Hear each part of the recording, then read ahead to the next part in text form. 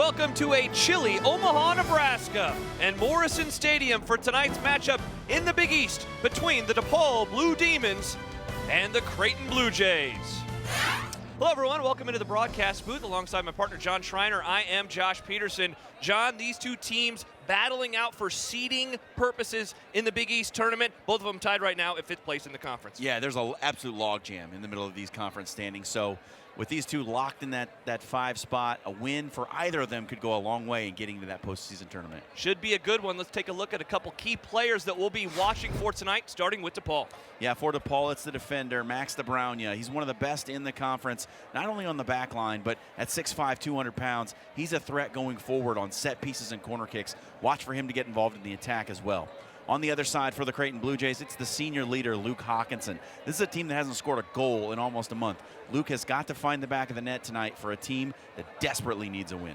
There is a lot on the line in this one, and it should be a lot of fun. It is Creighton, it is DePaul. They're coming up next from Omaha, next on the Big East Digital Network.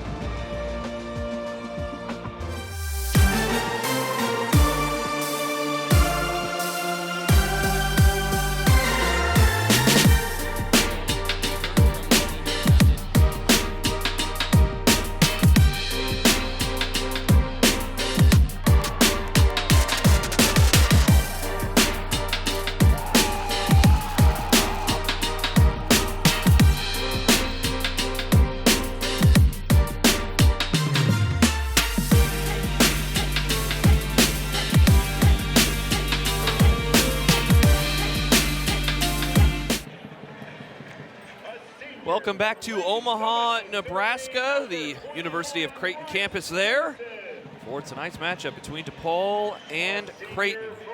Chilly fall night as you see the teams getting ready to go. The starting lineups being introduced right now to the fans here. Let's take a look at the lineups ourselves, beginning with DePaul. See the starters there, Drew Nelly in goal, as always. And one to keep an eye on is Jake Feuderer. Has goals in each of his last 2 matches for the Blue Demons. 4 on the season. If someone's going to put one in for them, could be Jake Feuderer. On the other side for the Creighton Blue Jays, they're starting 11 in this one for the 2nd consecutive game. Jake Ashford in the starting lineup. You see there, number 25, had his red shirt pulled, John, before that St. John's matchup. Played 70 minutes, started and played 70 minutes. He'll get the start again tonight. Yeah, Jake Ashford figured to be one of the backline players for the Blue Jays coming up next season as he was trying to redshirt, but pulled the red shirt, and the 2-time Offensive Player of the Year in Kansas high school soccer gets a start at forward again tonight. These two teams ready to go. Some final words. You see Paul Cruz there, number 1, starting again for the 2nd consecutive match. He missed 7 games and returned to the lineup in that 2-0 loss to St. John's. Yeah, Colin Valdivia filled in pretty admirably, but it's nice to have your preseason all-conference goalkeeper back in net. Gives that back line a little bit of stability. And then on the other side, you see him there, Drew Nelly, number 1, the 6'5" junior out of St. Louis. 6 shutouts so far this season. 3 other matches where he's only allowed 1 goal, John. And it's kind of interesting because you look at those, they're 5-2-2 in those matches. Other 4 matches he's played in, he's allowed 12. So kind of a boom or bust quality to his play so far this year. Well, he's certainly capable of throwing down a clean sheet on any given night. And against the team in Creighton that hasn't scored in any of their last 3 conference games, you better believe he's looking to do it again. Final stretching, final warming up on this night. Wind blowing a little bit right now into the south. And we are ready to go in Omaha. DePaul and Creighton, a big matchup as they look ahead to next month's Big East tournament. We talked about it in the open. Both of these teams, after a result earlier, Providence a 2-0 win over Villanova earlier this afternoon. With that, these two teams now amongst a log jam, as you described it, John, tied for 5th place. The top 6 seeds make it into the Big East tournament. Well, yeah, it's so important now with, this and 3 other games remaining in the conference slate. Every point matters right now. And 3 points obviously much better than 1. So both of these teams are not going to be playing for the draw here today. It's pretty much win or bust at this point of the season. Yeah, and DePaul, they recently picked up their first victory of the season, but 3 draws gave them 3 points. And so with that win, they were able to get into this spot. And on the other side, John, no goals over the last 3 matches for the Blue Jays, no wins this month. So they're just looking to get not only on the scoreboard, but obviously a point or 3 this evening. September 28th, the 1-0 victory over Villanova. It's the last goal that Creighton scored. We are now in October 23rd. Like I said, 5 days short of a month without a goal. That's not a good feeling in that Creighton locker room. Yeah, and I think there has to be a little bit of frustration as well when you look at the number of goals that they have given up in that span. 1, 1, and 2. So only 4 goals given up in that span. But when you get a donut yourself, it's going to be hard to find a point, let alone a win. As these 2 teams feel each other out a little bit. Iskra to Anderson. Anderson, nice look there to Timmy Iskra. Dan, the freshman, Timmy, the junior.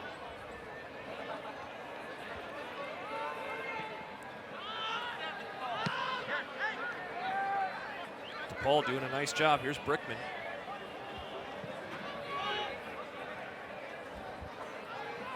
Ramadan to Dan Iskra. A lot of communication. You can hear it on the pitch, both sides, players, coaches. I think in this situation, Josh, it's acceptable to just call them Dan and Timmy. Dan and Timmy. That's what their parents call them, That's I'm sure. true. That's true. They might even call them Danny and Timmy. Tim and Danny. Offside called. Cruz putting it back into play to Connor Ramlow.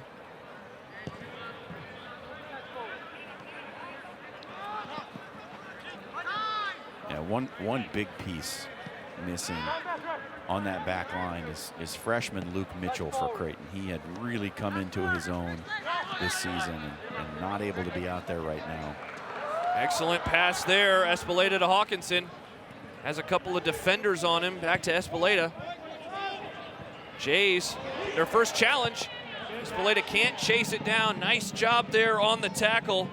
DeBrownia, we talked about him, John, in the pregame. No, he's so long. He's 6'5", and he's just got incredible reach with those legs. Watch him just beat Espeleta to the ball with that sliding attempt.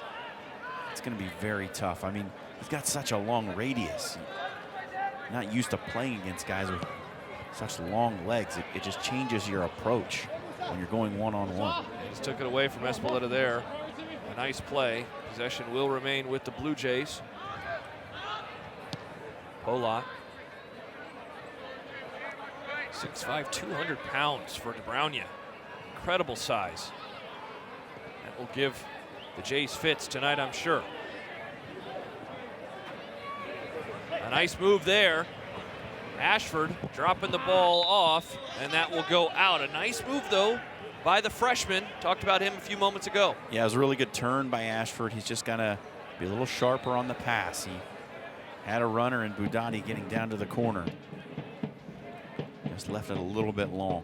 You wonder, John, obviously we would consider it from the mental side of things for Jake Ashford, the freshman out of Shawnee, Kansas, and having to adjust to that. But the physical side as well. Of course, he's been practicing, but now the extended minutes, played 70 minutes in that loss to St. John's, the 2-0 loss in their most recent affair. And so you wonder where all that is at right now, since he just hasn't played in any matches until the last couple. Well, I mean, Jake's he's been a high-level player his entire soccer career. So, I mean, I'm sure he has the mental fortitude to prepare himself to play. But as you say, it's, you're in the heart, the meat of the Big East schedule, and you're making your first start as a freshman. There's bound to be, some nerves. Getting used to the speed of the game as well. Certainly. Congo gets it back from Polak. And they're just trading passes right now. Just over 5 minutes in. has hung out for the most part, in the middle of the pitch early on in this one. Now you see how DePaul's playing so compact. They're keeping 10 and sometimes even all 11 behind the ball. They just do not want to give Creighton any space to run into. Congo was chasing it down. Nice play there by Timmy Iskra.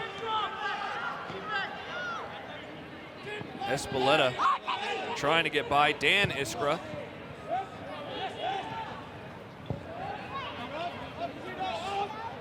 Yeah, that defense really impressive early on in this one. And a nice job there by Ramadan to just take it away. Good job intercepting that pass, but an excellent play. Here's Ashford. Ashford a little high on the shot. Yeah, clean strike from about 25 yards out. Got everything on it, just a little bit underneath. Good step there by Ronneberg to take it right back after he'd made a poor pass to turn it over. Way to get back into the play. A couple freshmen there. Jack Ronneberg, redshirted last year out of Naperville, Illinois. And they almost gave the Jays their first goal since September 29th in an early one-goal advantage. DePaul quickly to the other side. Iskra sending it in. Gets it back off the header. And nothing doing.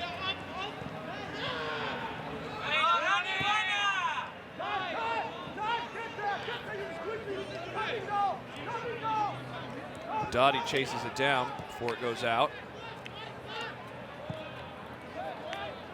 And then he'll send it out himself. Yeah, didn't really have any options along the far touchline there.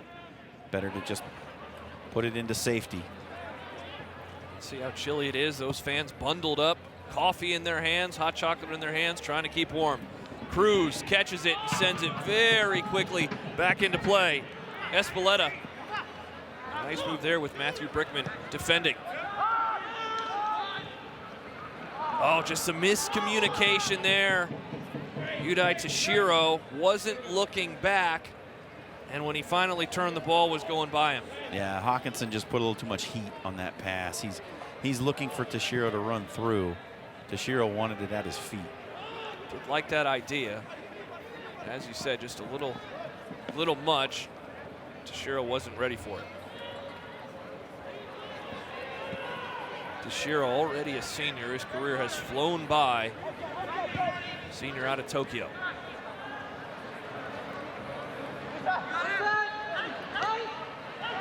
Congo giving it up to Espeleta. Nice job there. Impressive defense so far from DePaul. Like you said, they really do make you work for every single pass right now. And they move so well in unison. Pass there a little long from Congo.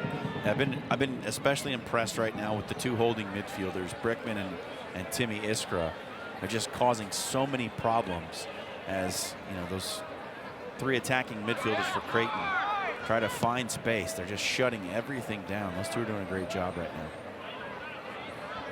And keep an eye on it. When there is that wide view like you see now, everyone is moving in sync. And it really is impressive, and it makes it so difficult. Cruz puts it back into play very quickly to Polak. Here's Toshiro, and he gets it back on the quick touch from Polak. Jays very fast right now with how they're trying to give the ball up to each other. There's another nice touch from Polak to Espeleta. Hawkinson, and he's wide of Drew Nelly in the net. Yeah, Hawkinson doesn't strike it cleanly, didn't hit it how he wanted. He was aiming for that post on his left-hand side. There's the head coach of DePaul, Mark Plotkin. Go through. Forward. DePaul alum himself.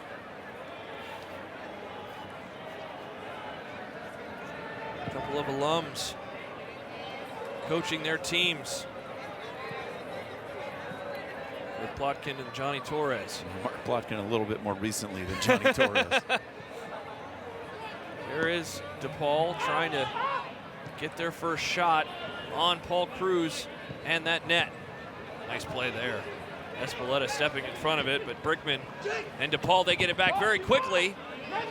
And a nice job stepping in front of that was Budotti.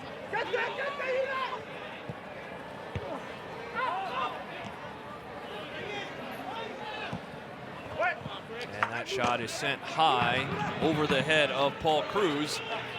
And so it will go back over to the Blue Jays. Well, I'm not entirely sure if Brickman wanted to shoot that or cross it. Either way, he didn't do either. There is Johnny Torres. We just mentioned him in his first season as the head coach. But yeah, that shot seemed to kind of be caught in no man's land there. John couldn't decide what he wanted to do and didn't really have a whole lot of mustard on it and went over the head of Cruz as he puts it back into play. Nice job by Anderson stepping in front of it, but was trying to get it to Jack Richards, and he just headed it too far.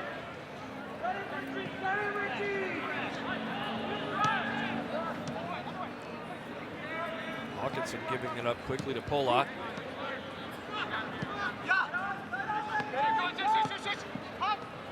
Hawkinson getting it from Congo. Excellent job there by Dan Iskra to just step in front and take it away.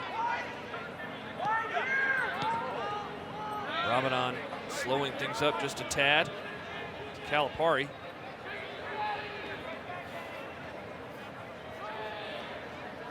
Cito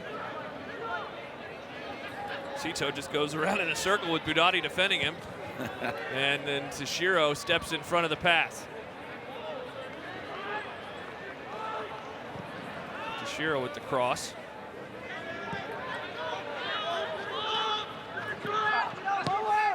Congo again giving it up to the freshman Ashford. The Jays will back it up.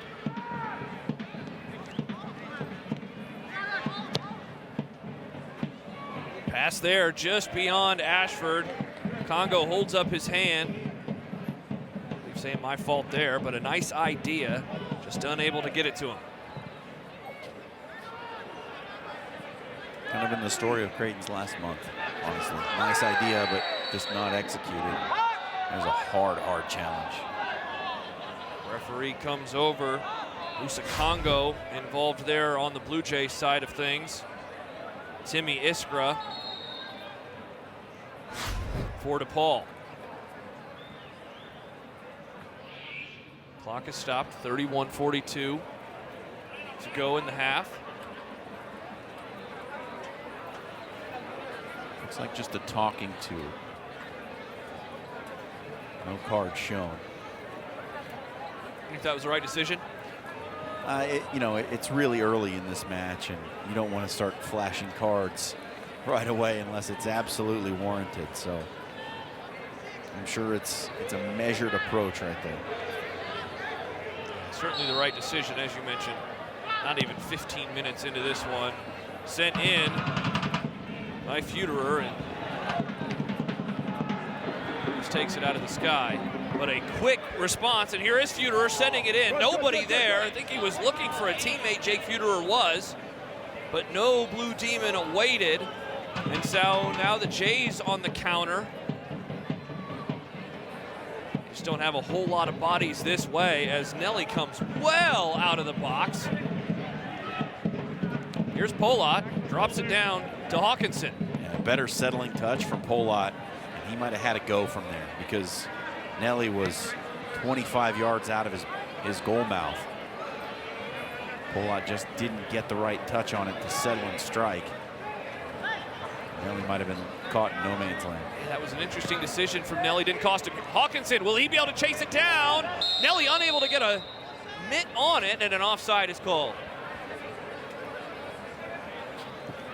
Almost a crucial mistake from Nelly. Bailed out ever so slightly by that offside flag. Yeah, right now he's certainly towing that line between aggressiveness and leaving himself susceptible to a goal. Will we continue to see that aggressive play? Certainly something to keep an eye on moving forward. A poor pass there, and a foul is going to be called on Matthew Brickman, the sophomore out of Buffalo Grove, Illinois. And so it goes back to Creighton. Just a third of the way through the first half. Espeleta drops it down to Hawkinson. He has Congo behind him.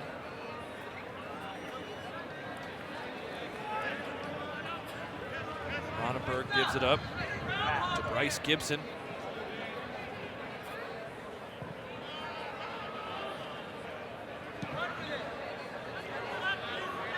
Again, very compact on defense for DePaul. There's not a lot of space out there. Hawkinson loses it on the pass from Congo, and now some fancy footwork from Yusuf Ramadan. A little too fancy in the end.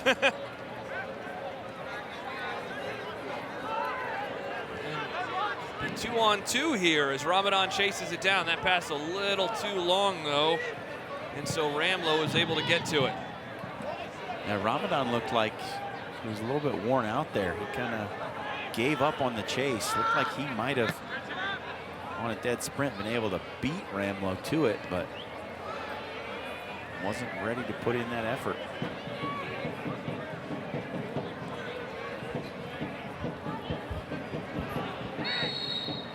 And another whistle. And so it will go over to DePaul.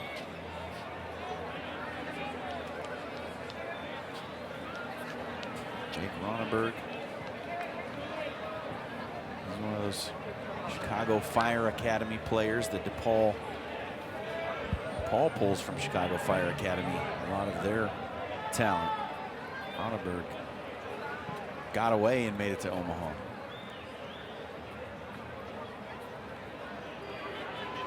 Nice job stepping in front of that pass by Michael Anderson, and after it careens off of a Blue Jay, DePaul is able to get it back. Here's one of their first opportunities of the night, and a nice save there by Paul Cruz, getting on the grass. Yeah, and that's what you keep Paul Cruz back there for.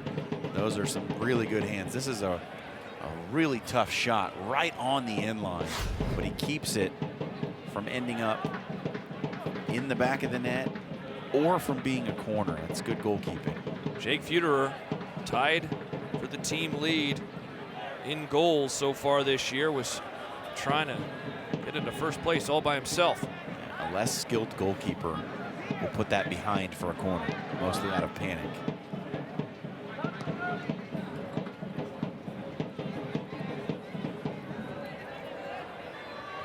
And Feuderer gets it again, and that pass just a little long for Ramadan.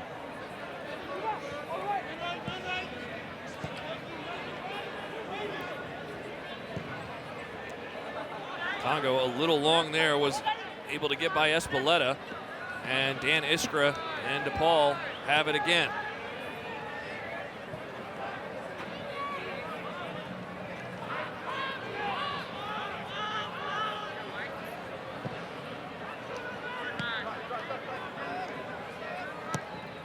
Anderson, a nice idea, unable to get it over the head of the Blue Jays to Richards, but DePaul gets it back very quickly.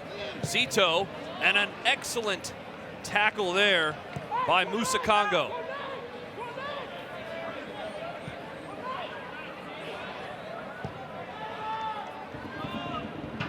Hawkinson, he has Ashford running in the middle of the pitch, tries to get it to him. Espeleta now was waiting for that pass, and DePaul gets it back again. And touch wasn't quite good enough from Espeleta. DePaul defenders had recovered and done well to deal with that dangerous situation. Yeah, two Blue Jays streaking down the pitch. So they had a couple of options, and it bounced around for a couple moments, but nothing doing. Almost halfway through the first half here in Omaha. Such an important matchup tonight between these two squads. Hawkinson directing traffic. A nice touch to Espeleta. And another really good tackle there. DeBraunia, second time that he's just taken the ball away from the Blue Jays in the first 19 plus minutes. Again, it's the length. You just don't expect him to be able to get there from so far away. Feuderer, loved the aggressiveness, just a little wide of Cruz as he dives in the air. Here's the tackle by DeBraunia. He's just on it before you have time to think. Jake Ashford heads to the bench for the first time this evening. Played 70 minutes. They pulled his red shirt versus St. John's. He's replaced by Tor Troston, a senior transfer from Hastings College, an NAIA school here in central Nebraska. Troston getting a foot on it early. Hawkinson offside.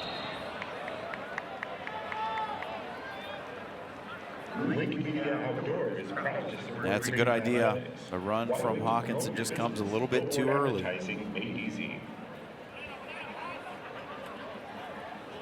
It's always interesting to me, John, when a player who's been sitting on the bench, especially like so far in this first half, a little over 20 minutes, comes in, and I think you want to see those fresh legs if you're a coach show itself right away. And Troston getting involved pretty much right as he came on. I think from a defensive perspective, those are the things you worry about, especially in collegiate soccer where you have no limit to the number of substitutions you can make. But you worry that, such as now, with about 20 minutes gone, you bring on a fresh forward. Your defense has been running around for the first portion of the first half, and now you've got someone who's totally fresh. It's definitely a challenge from a coaching perspective to deal with those sorts of things. Espeleta dropping it down. Musa Congo in the corner. Back to Espeleta. Here's Polot. Just such a constricting defense. Will they find some room? Gibson.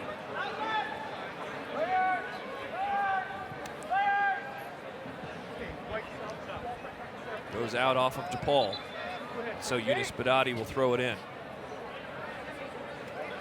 I mean, really, Josh, neither team has found any offensive rhythm yet. No. Neither DePaul nor Creighton have been able to break down the other's defense in any meaningful way.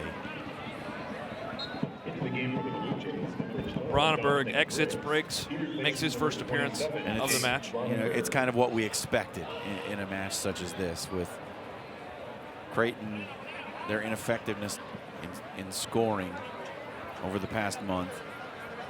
DePaul not having a tremendous attacking prowess either, but a great defense.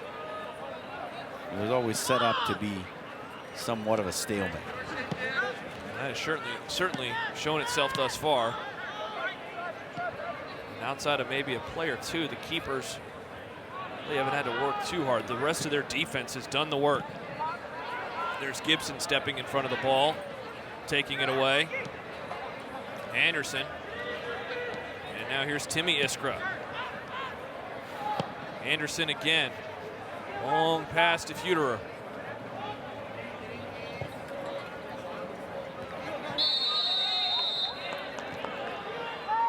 Cruz comes out, punches it. Yeah, and he was fouled on the way out by Cito. Jacob Cito leaves his feet. He's out of control when he collides with Cruz. It's a foul against him. Saw the replay there. Lifted up his hands. Didn't appreciate that call. As you said, you can't leave your feet in that type of a situation. Well, I mean, you can. You just can't run into the keeper while you do it. Yeah. The situation being running into the keeper. Certainly.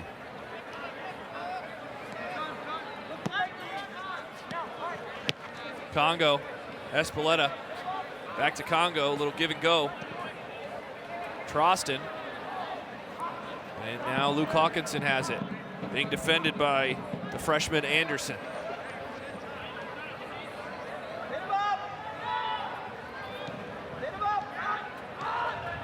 And Congo drops it back to Connor Ramlow.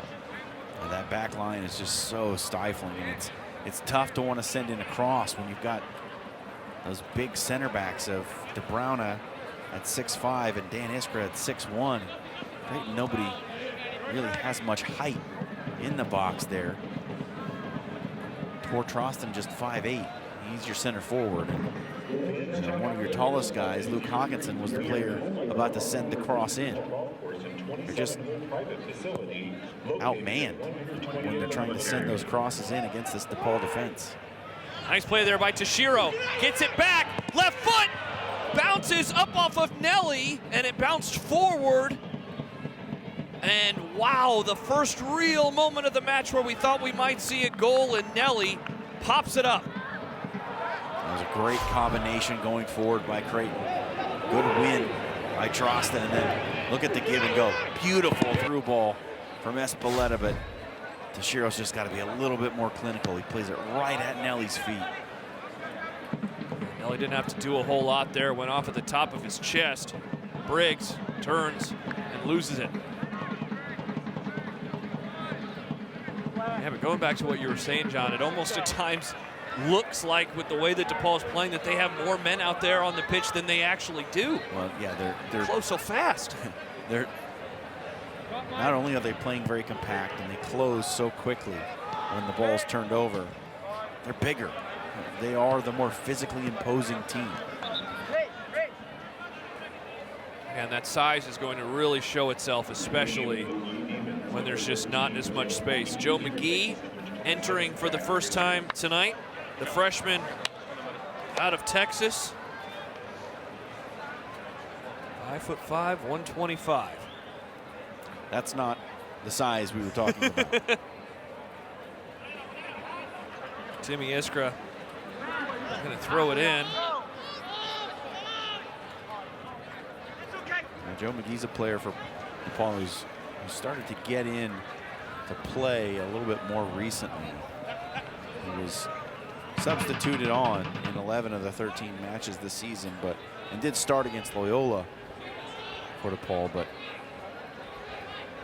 against Providence, last time out he played 33 minutes, the third most on the season. So as we go down the stretch, a young player finding a role within this DePaul attack.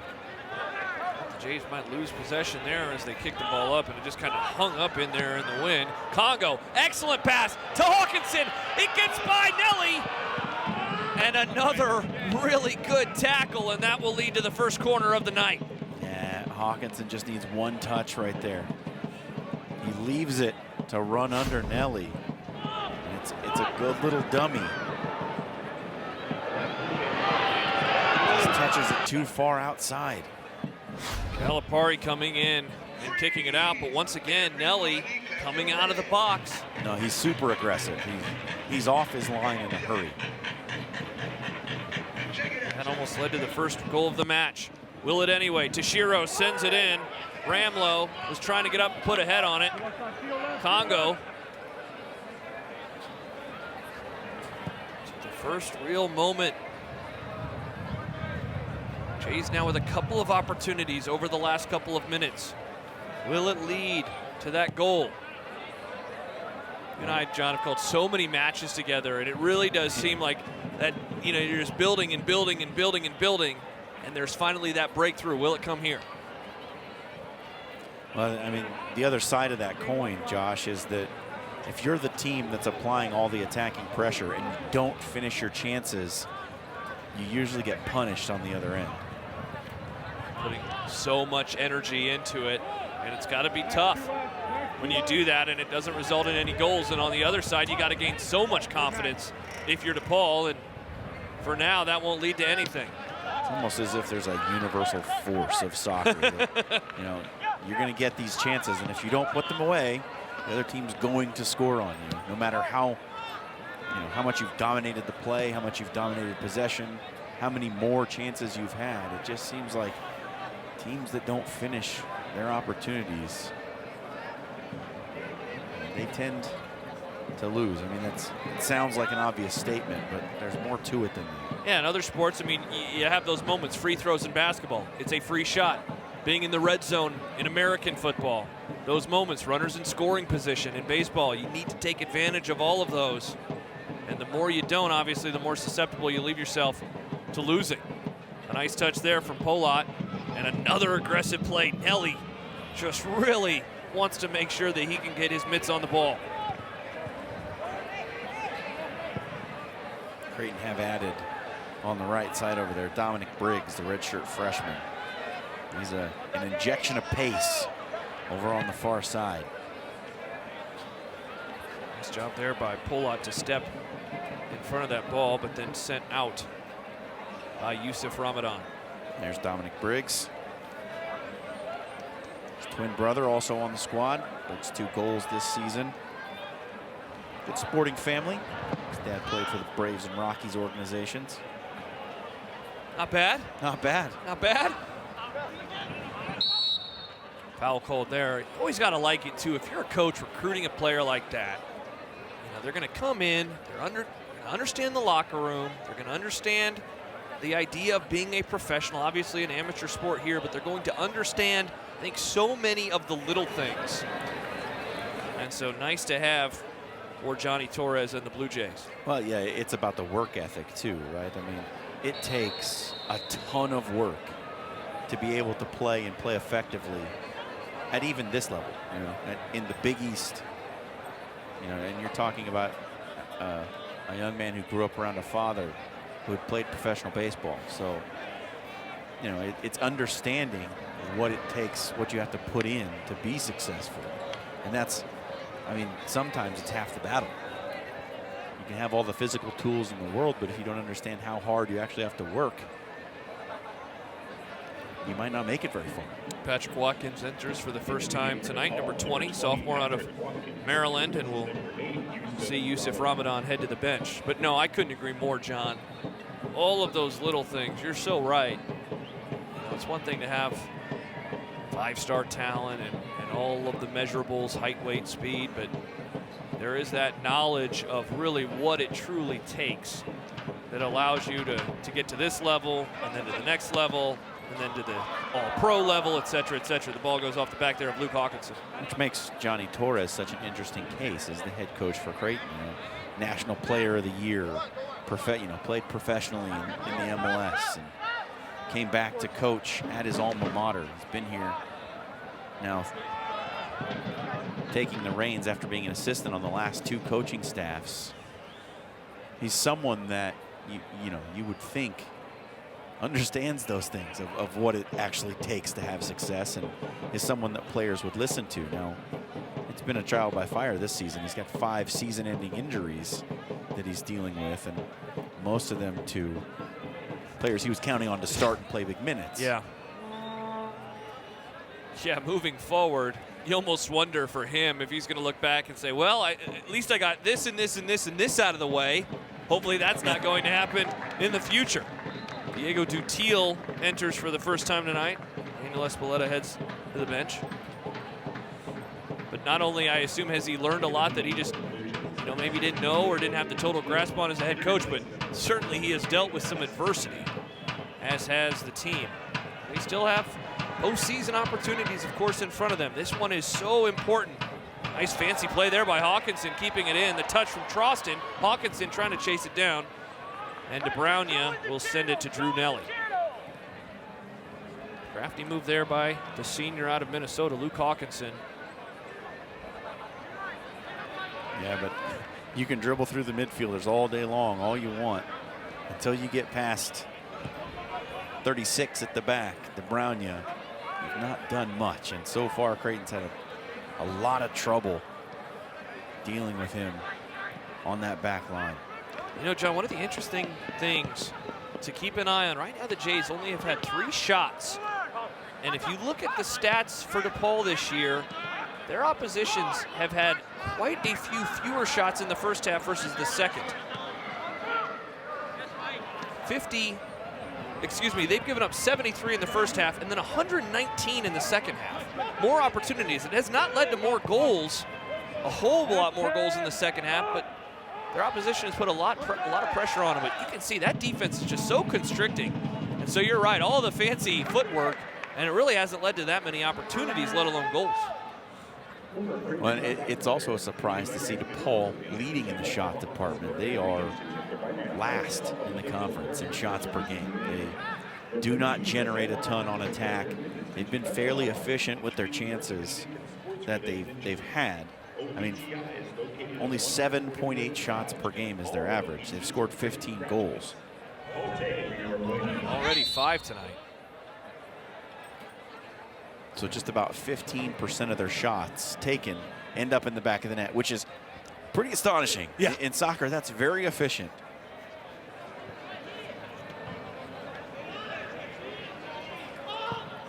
Yeah, the Jays really have dominated the possession tonight.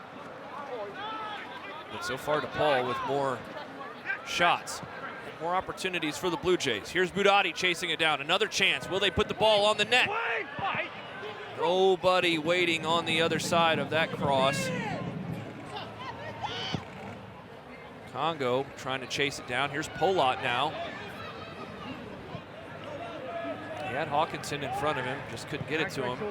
So back to Toshiro he goes. Udai Toshiro. A little over 9 minutes to go in the first half.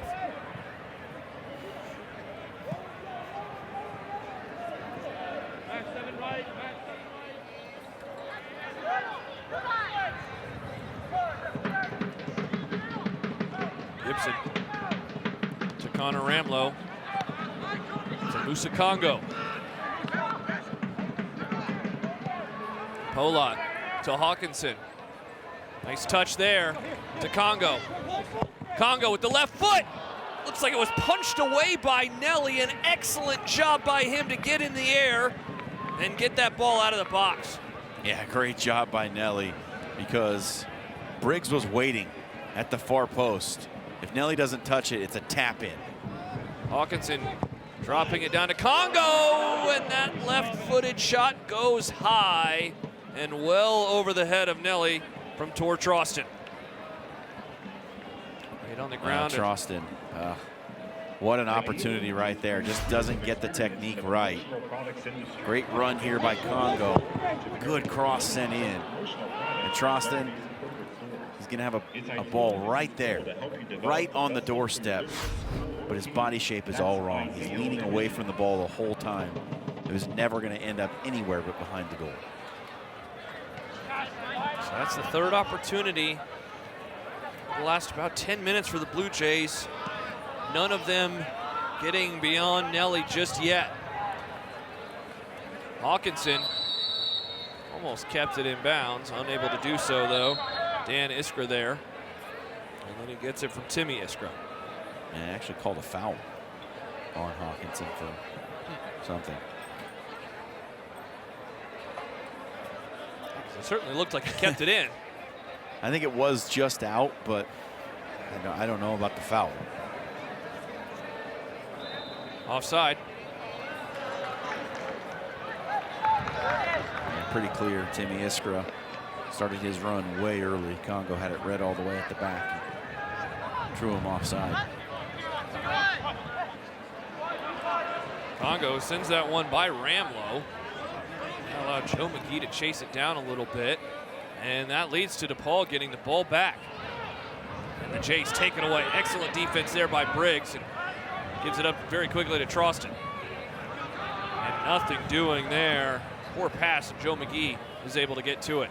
Yeah, not only is it a poor pass, it's a poor decision from Troston. He's trapped in along the sideline. He's got nowhere to go with the ball. In that situation, you've got to try to play it off the defender into touch, right? Get the ball out of bounds, off a DePaul player. You're trapped. You've got nowhere to go. The best thing that can happen is you turn it over. Just got to play a little smarter in those situations. 6 minutes left in the first half. As Watkins gave it up there.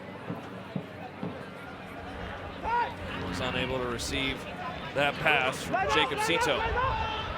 Nice move by Cito to get open, but unable to get it to his teammate. Goes out off of DePaul.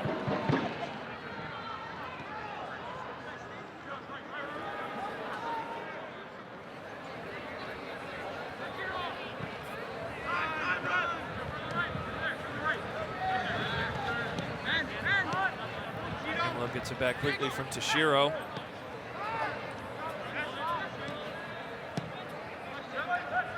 Quick touches.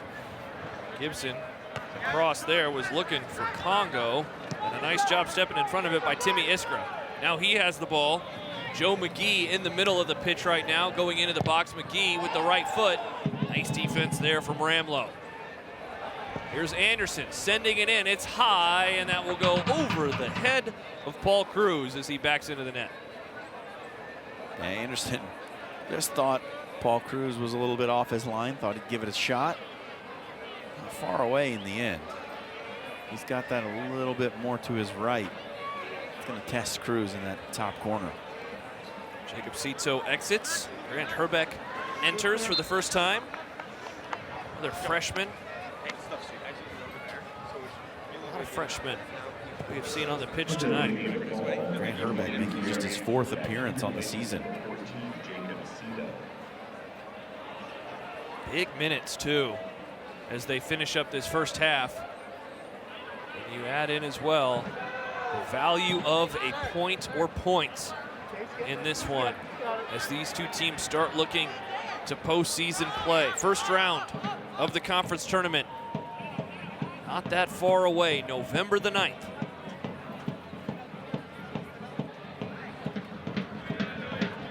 Top 6 seeds make it in. These two teams came into this one with the result earlier. Providence a 2-0 win. Tied for 5th in the conference with 6 points apiece. You said, you know, I mean, Creighton's 2-3. DePaul 1-1-3 in conference play. 3 draws. 3 conference play. And you talked about their goalkeeping being boom or bust. Well, they have a draw against Georgetown, who's 2nd in the standings and one of the better teams in the entire country. Yeah. They also have a draw against Villanova, who's sitting in 9th in the conference right now. Both of those were 0-0 draws. So again, DePaul has just been a little bit unpredictable on multiple levels this season. Yeah, you wonder how Mark Plotkin, their head coach, feels, where it's like the ceiling. What's the ceiling of this team? I mean, certainly the defensive ceiling of this team is incredibly high. Yeah, to hold Georgetown scoreless for 110 minutes. They're doing something right.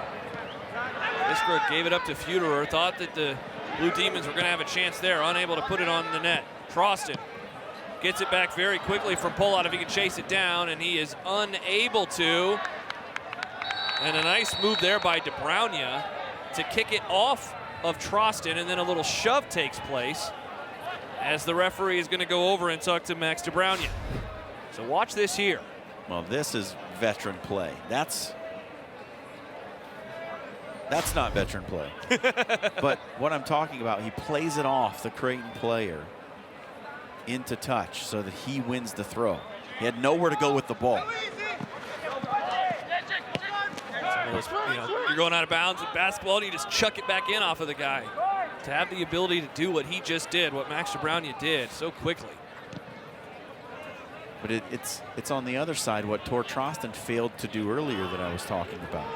Right, he's trapped. He's got nowhere to go with the ball. Do exactly that. Play it off the defender's foot into touch. Get yourself a throw in, reset.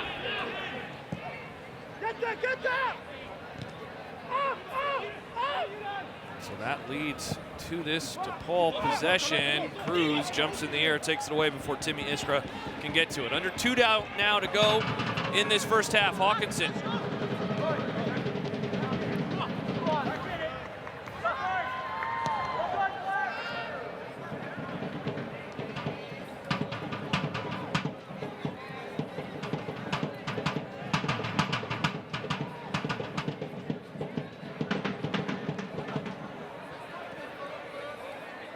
Congo.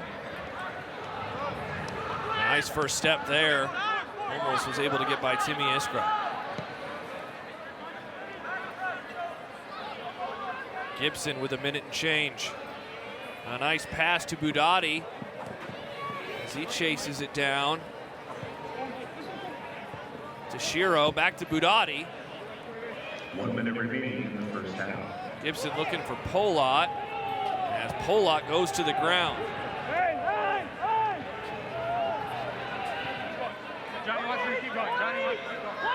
Jays continue to play though, as Congo, the tackle taken away, and still on the ground as the referee runs over to check. So here's what happened. Oof. Ooh. Took one in the giblets, did Kuba Polak. Just goes down. I was wondering if that's what happened when I saw it live. And yeah, he's still laying there. Not fun. No. It's not a good experience. That'll take a little bit to wear off. Yeah, that's one of those where you think it's okay and you get up and you walk for a minute and it's like a kick in the stomach. Just Grant. Yeah, just still making trying to sure walk it off. We know that it's a white throw-in. 40 seconds now remaining in the half. Congo sending it into the box, nobody there. Toshiro gets it. Toshiro getting his arm tugged by Futerer. It's moved by Toshiro, and Watkins stepped in front of that, sends it out of bounds, so a corner opportunity, only the second of the match so far. 15 seconds to go. Toshiro putting it in play. 10. Congo will get it. 8, 7. A lot of urgency with that pass. Budati sends it in, 3, and 2, nothing doing. 1, And the 0. first half ends scoreless, 0-0. Only 10 combined shots between these two squads. Really didn't put a whole lot of pressure on either keeper until late. Drew Nelly made some really nice plays. And this one all knotted up at 0-0. Well, the DePaul defense has been pretty good, and Creighton has still found some ways through. Nelly has ultimately come up with some good plays and some near misses, to be quite honest. And there were a couple of through balls to Shiro and Hawkinson that probably could have very easily ended up in the back of the net. And DePaul has really, I mean, they did some good work early in attack, putting some balls forward, but throughout most of that first half, they were largely ineffective moving the ball out of their end and into the attacking third. So it is 0-0 as the first half comes to an end. We will head to a break. Lots to come throughout the half as we look back on what happened in the first 45 minutes and what we expect to happen over the final 45 as well. Great defense showcased thus far. 0-0 between DePaul and Creighton. A whole lot more to come next. The Big East Digital Network presented by SoFi.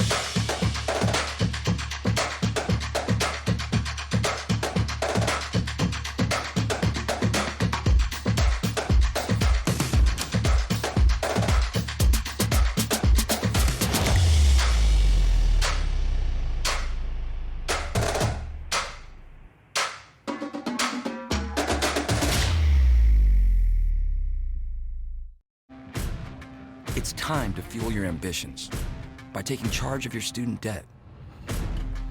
At SoFi, we've helped over 250,000 people refinance their student loans, saving thousands of dollars. Now you can pay off your student loans faster and reach your goals sooner. See how much you can save in just 2 minutes at SoFi.com/save. Here, we do what others don't. Dream what others won't, driven to leap forward, determined to always give back. Here, we work where giants have played, where the connection of work and ethic is made. A diverse community possessed with a passion To know and grow and go and show the world we are prepared to change it. Here, we ask what must be done, for in doing we learn and earn success. and you can get there from here. DePaul University. Here, we do. When my time came to stop coaching, I was very fortunate that I didn't have to go cold turkey. I was able to start the Big East Conference, and we came across the sky like a meteor. One recruiting year that they had that really turned everything around was the Ewan Mullen Pinckney recruiting year. It changed the face of Eastern basketball probably forever.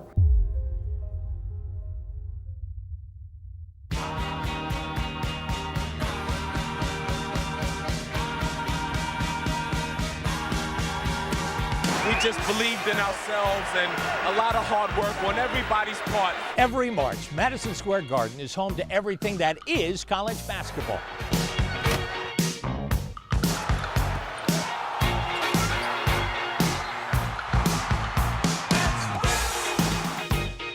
Put on your red shoes and dance the blues. What? How's the weather? Yeah. It's snowing out. It's a blizzard, but we ain't gonna stop. Put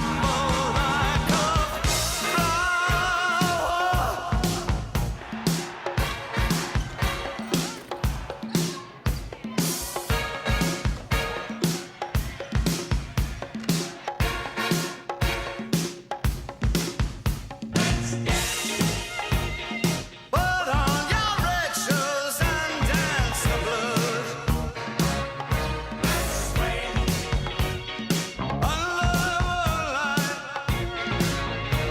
The serious moonlight.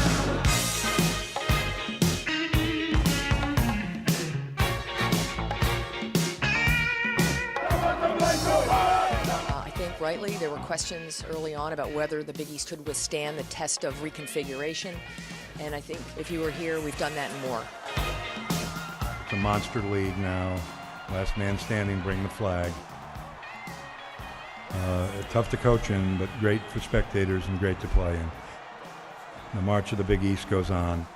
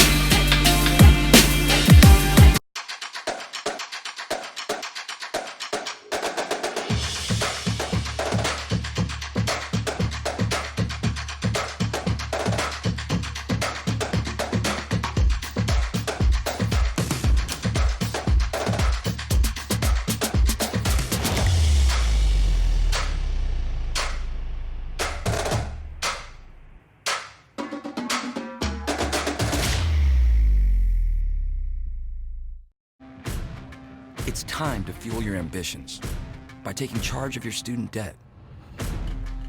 At SoFi, we've helped over 250,000 people refinance their student loans, saving thousands of dollars. Now you can pay off your student loans faster and reach your goals sooner. See how much you can save in just 2 minutes at SoFi.com/save. Here, we do what others don't. Dream what others won't. Driven to leap forward, determined to always give back. Here, we work where giants have played, where the connection of work and ethic is made. A diverse community possessed with a passion To know and grow and go and show the world we are prepared to change it. Here, we ask what must be done, for in doing we learn and earn success. and you can get there from here. DePaul University. Here, we do. Welcome back to a chilly Morrison Stadium, Omaha, Nebraska. You see the score there, 0-0 for a couple teams battling for spots in the Big East tournament. He is John Schreiner. I am Josh Peterson. Interesting first half here in Omaha, John, between these two teams. Yeah, largely a stalemate. I mean, the DePaul defense keeping 10 men behind the ball for the most part. Creighton unable to finish some chances. And for DePaul, the team that generates the least number of shots in the conference, you kind of expect this out of their offense. They're just looking to smash and grab a goal somewhere along the way. Let's go elsewhere in the conference and take a look at the weekly honors. You see the list there, including a couple of players that we have seen on the pitch tonight. A couple of DePaul Blue Demons on the list. Yeah, Max DeBrownia, the player we highlighted in the open, and Drew Nelly, as we said, 6 shutouts on the season, had himself a nice week last week as well. And St. John's, Marquette, Georgetown all get players on the honor roll this week to round out the list. Yeah, certainly nice to see as the season nears its end. And you see there the offensive, defensive, and keepers of the week around the Big East Conference. Yeah, Butler, Wilmer Cabrera, the freshman forward. He takes offensive player of the week as well as freshman of the week with that 99th minute golden goal against Lipscomb.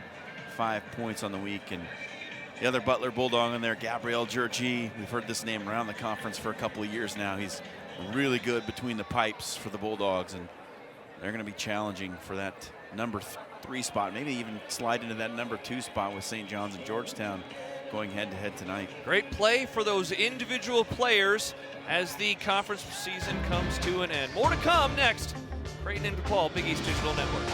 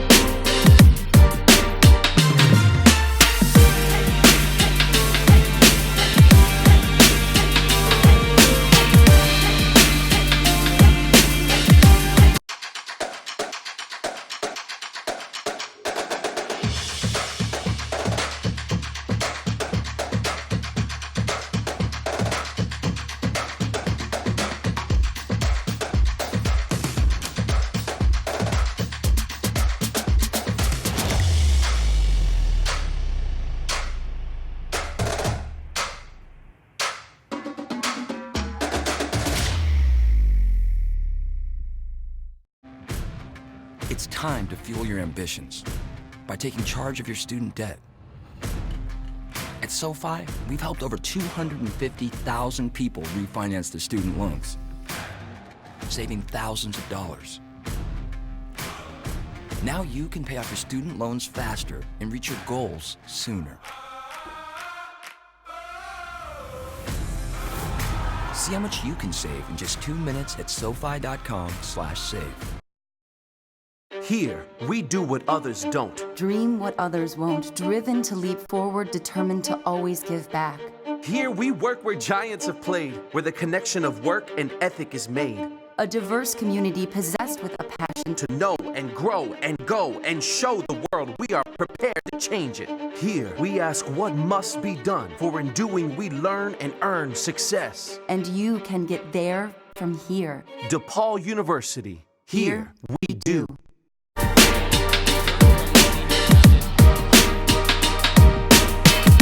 By SoFi, Creighton and DePaul, you see the score there.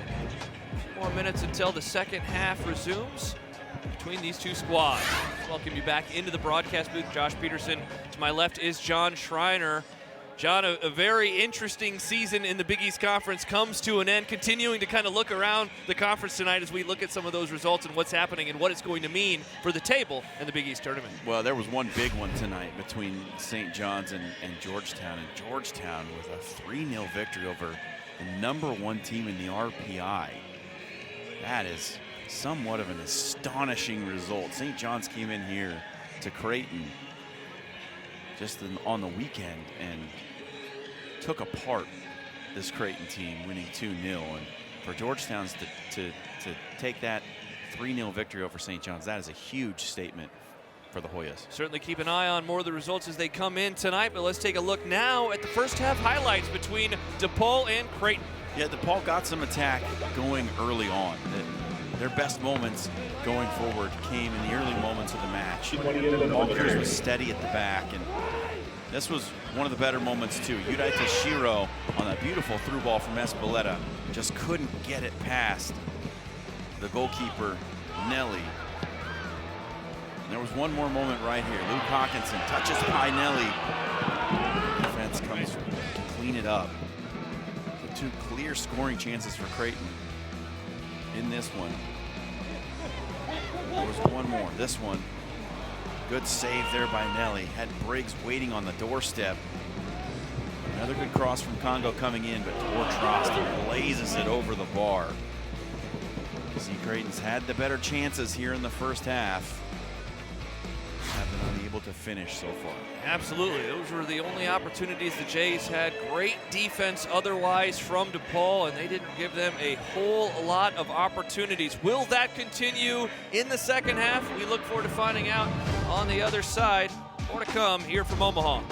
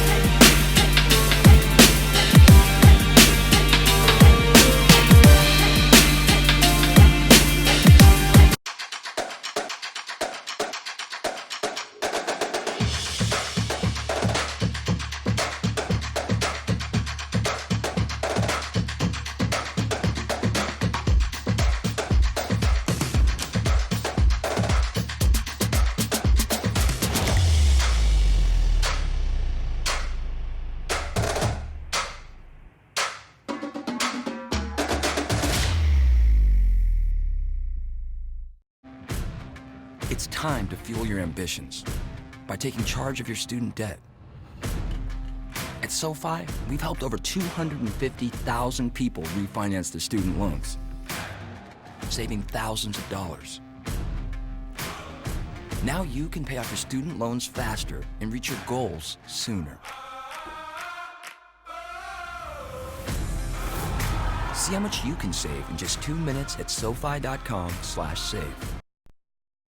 Here, we do what others don't. Dream what others won't. Driven to leap forward, determined to always give back.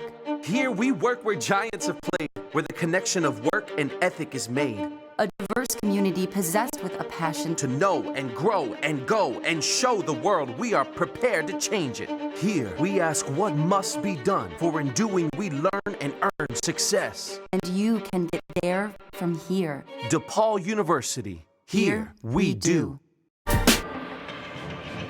Welcome back to Omaha. Fans trying to remain warm. Gotten a lot cooler, but look at that guy. He's just wearing a shirt, shaking a guy's hand. I don't need no coat. I'm fine. Meanwhile, we're bundled up here. Got heaters and everything like that, trying to stay warm here in Omaha. Players are getting ready to go out onto the pitch for the second half. Let's take a look at the stats from the first half. Not a whole lot of shots for the Blue Jays. It's interesting, John. We just took a look at the highlights, and you saw all of the shots there. Otherwise, stifling defense played by the Blue Demons. Yeah, they were really good, and you saw Creighton have really 4 opportunities. 2 on crosses from Congo, the Tashiro through ball, and Luke Hawkinson had it taken away after he snuck it underneath Nelly. Other than that, there's been really nothing from either team compelling. I'm going to give my tip of the cap to you, sir. For the match, you had a couple of key players that you were keeping an eye on. One of them you just mentioned, Luke Hawkinson, the other, Max DeBrownia. Both of those players had a sizable impact on the first half. No goals, obviously, scored by either team, but both of them had a lot of touches, and DeBrownia certainly showed some force on defense, and you see him there playing it very tightly. Well, somebody pays me to do this, Josh. Tashiro wide. Wow, early on second half. Boots are still a little bit cold. Tashiro misses to the left.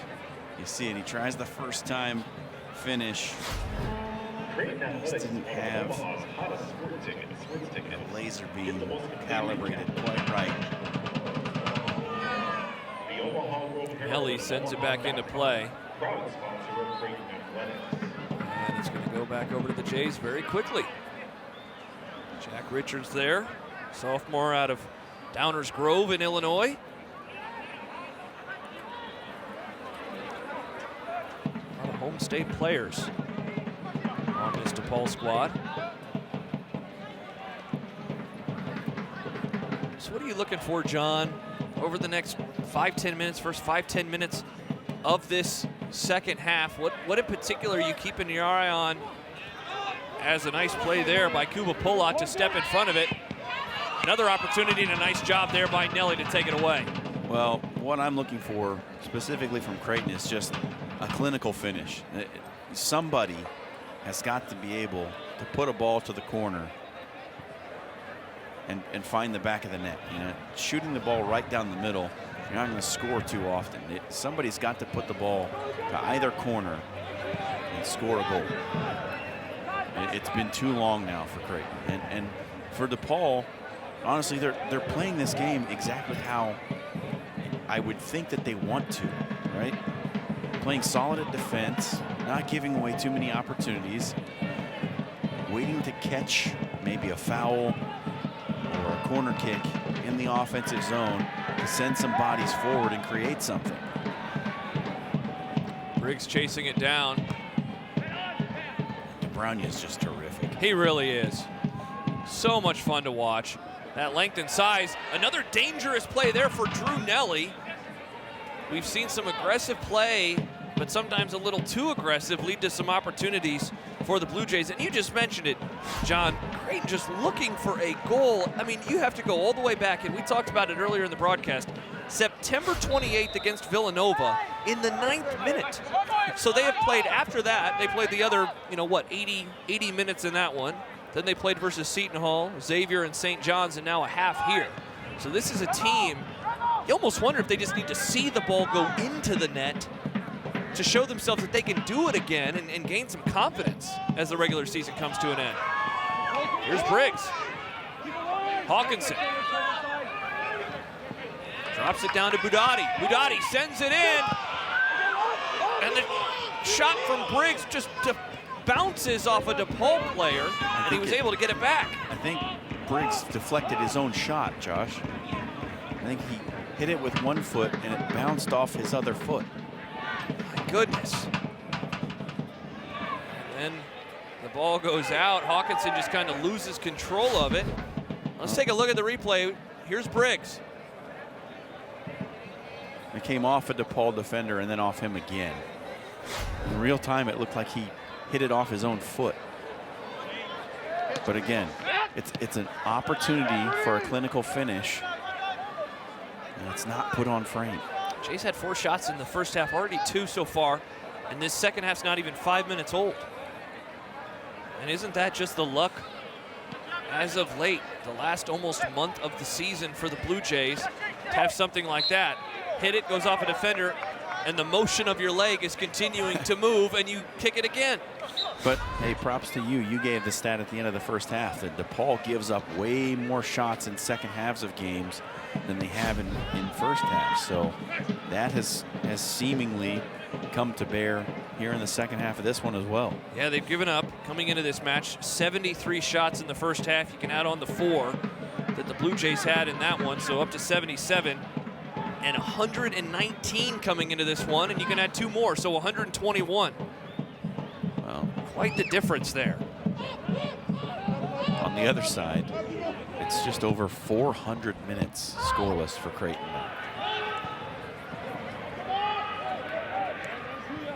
Seems like something's got to give in this one as these two teams battle out for that all-important 3 points. Especially as we learned during the half, Georgetown with that 3-0 win over a St. John's team that came into Creighton and won 2-0. One of the players that Creighton is missing so dearly in attack is Ziad Ferris. As the Blue Demon goes down, that's Feuderer. Budati shown the yellow card. Disappointed.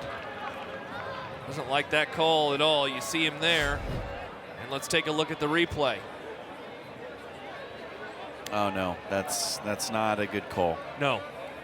Budati's boot is out and he actually gets kicked himself. So it's a missed call by Leland Grant. But a good sell over there on that side by Feuderer. But Budati's boot gets to the ball first, and Feuderer kicks him in the heel. Feuderer sending it in.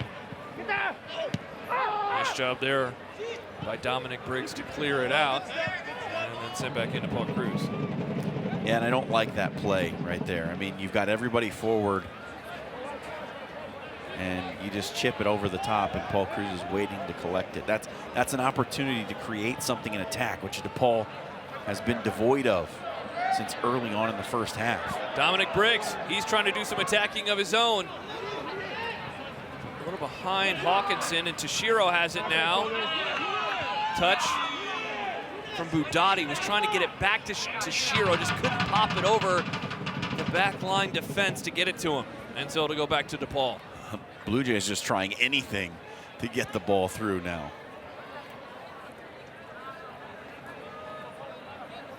Yeah, it looked fine. It looked cool. Just unable to get back there and give the Blue Jays a chance. Nice defense there by Briggs. Takes it away. Troston.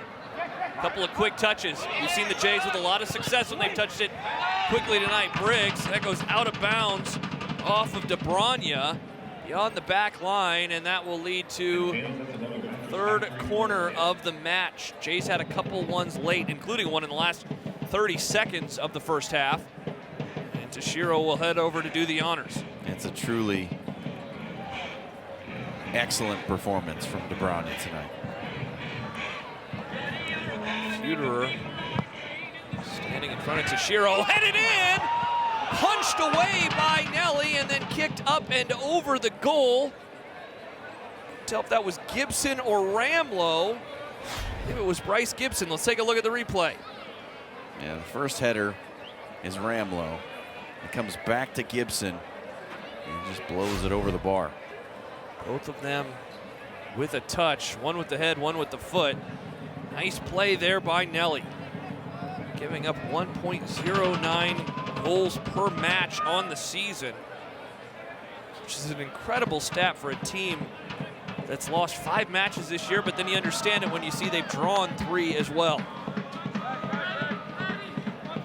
Both these teams have just been looking for offense at various points in the year. So the Jays already, John, have matched their shot total from the first half, and this game is 8.5 minutes in half number 2. Paul having serious trouble moving the ball through the midfield. They've just not been able to connect enough passes. They've been forced onto the back foot. Creighton pressing a little bit higher here to start the second half. And it's really paying some dividends. Brownie almost lost it there. Troston and Hawkinson chasing him down. And nice job, Feuderer doing a lot of that work to put the ball in the final third, and a little too strong of a tackle there by Matthew Brickman, the sophomore. Yeah, Brickman's going to see a yellow here. This is a breakout opportunity for Creighton. It's a foul in transition. It's a late stab of the foot. You see it coming right there. Catches Troston on the way by. Usually going to see yellow for that. So now a couple of yellows in the first 9 minutes and 6 seconds of the second half. It was a relatively clean match in the first 45. But you know, this one has so much on it for these two squads. You can start to see it ramping up just a little bit more, especially with Creighton dominating the possession as they have early on in this one. There's Ramlow to Toshiro, and he gives it right back to Connor Ramlow.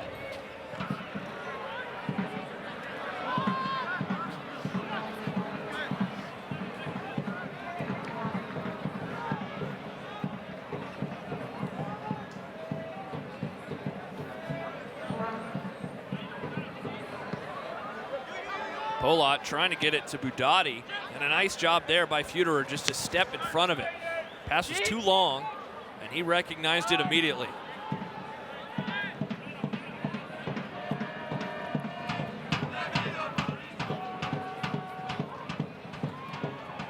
Brownie almost fell there, and that could have been really dangerous. And another foul is going to be called. with Yunus Budati on the ground. Well, this is going to be an interesting call here. Aiden Calipari comes sliding in over top of the ball. Well, he gets the first foot is under the ball. The second foot is what's going to draw the trouble. A 2-footed slide, Josh, in a lot of instances is going to be a red card.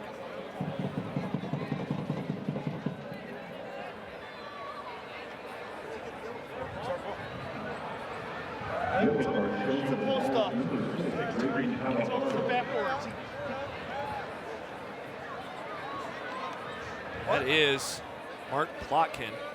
And you can see Braden Calipari pleading his case. You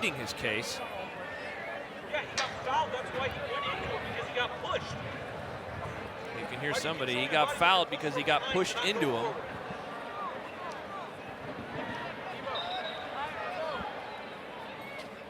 And the match resumes. You okay with that decision, John? It's so hard to decipher in that moment. There's so much going on there. At full speed without the aid of video review, there's three players coming together essentially, and it's a tangle of bodies and legs. And you can't really complain about it too much. Yeah, it certainly looks a lot worse in slow motion than it did in real time. I don't think there was anything malicious in terms of intent. No, it's just that, the second foot comes through so late. Yeah.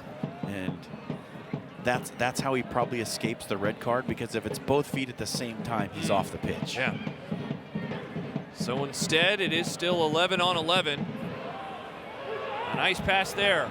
Hawkinson chasing it down. Nelly is almost out of the box again. He gets back into the net. Hawkinson waiting for some of his teammates. A nice quick touch there. Nelly gets on the turf. The ball goes out. And it will go back to Drew Nelly and DePaul. Well, it's a really nice front post run from Trostin. You're going to see him flash across the 6-yard box right there. But Nelly down on his right side, able to deny Trostin, who touches it last over the end line. Came into today 30th best in the country in terms of saves, 3rd in the conference for Drew Nelly. He's just done a really good job this season, and we've seen that tonight. And the few opportunities that Jays had in the first half, he was there, and he's continued his good play in the second half.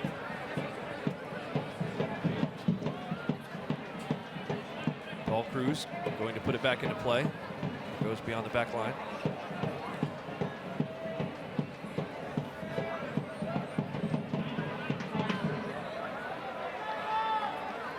See, one fan there brought a laptop, maybe a little homework, some studying.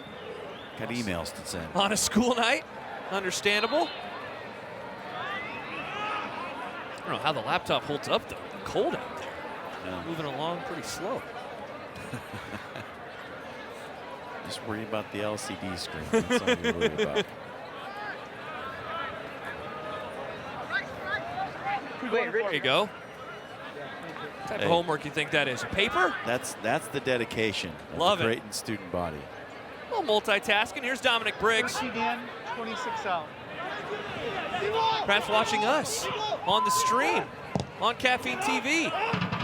Goes out off of DePaul. I like, we talk about people that multitask while watching on TV. Why not do it in person?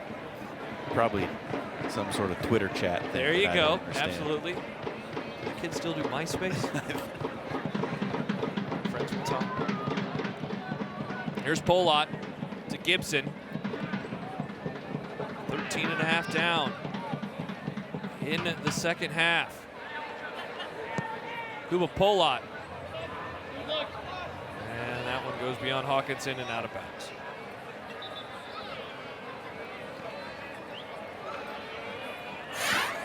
Take a look. We've talked about how important this match is. Those are the up-to-date standings. Georgetown now in first place. That draw that they have is the difference why with that extra point after their 3-0 win tonight over St. John's.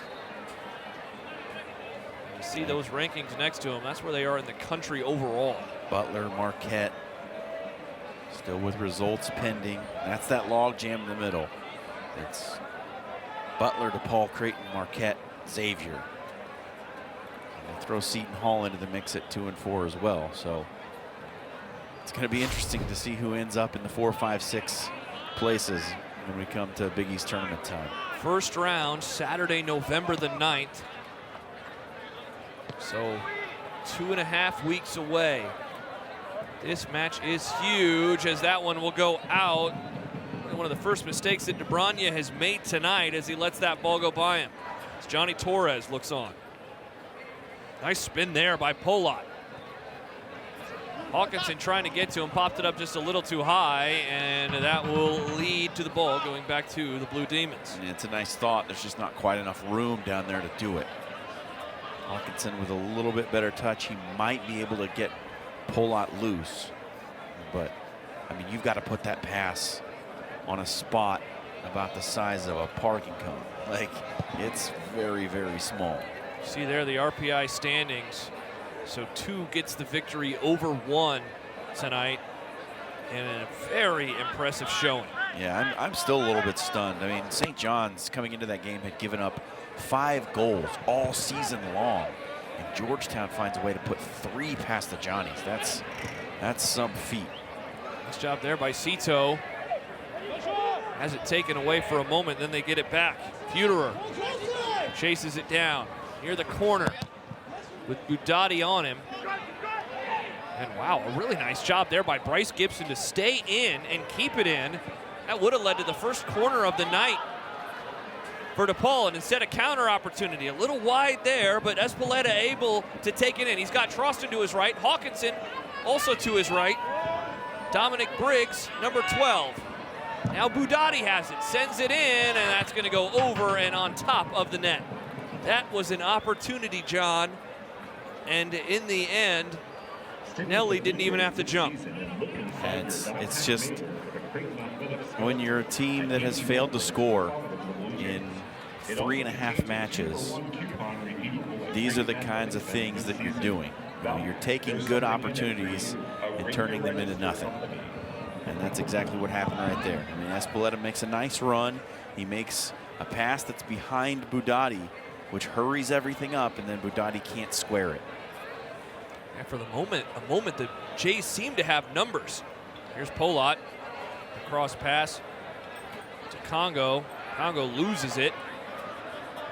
Nice play by Ramadan. Ramadan gets it back with a couple of Blue Jays around him, including Troston. Troston trying to get it. Nice tackle there by Tor Troston. So he's able to take it away. Polot. Budati. Oh, great idea there from Budati, but DeBrogna, just excellent defense again to step in front of that pass that was aimed for Hawkinson. Yeah, he read it so well and then uses that 6'5" frame, sticks out a leg and steals the ball. It's just really, really well done. That size, he just makes everything seem so much smaller. The space that he has to cover, not as difficult. Polot was battling with Cito. Polot will be called for a foul. See him there, looking at the referee. Temperatures dropped pretty considerably since game started, and now there's a fine mist coming down over Morrison Stadium. So if you weren't happy with the weather, how do you like this? Yeah, it kind of came out of nowhere too. Suddenly you look up at the lights.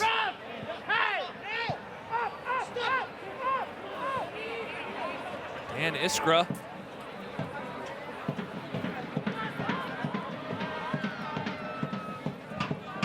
This is a familiar sight. Drew Nelly out of the box. Saw that almost cost DePaul a goal or two in the first half. Nothing doing yet. Briggs chasing it down. Will he be able to get to it? He will not. It goes out of bounds and he slides into the wall as it's suddenly very slick.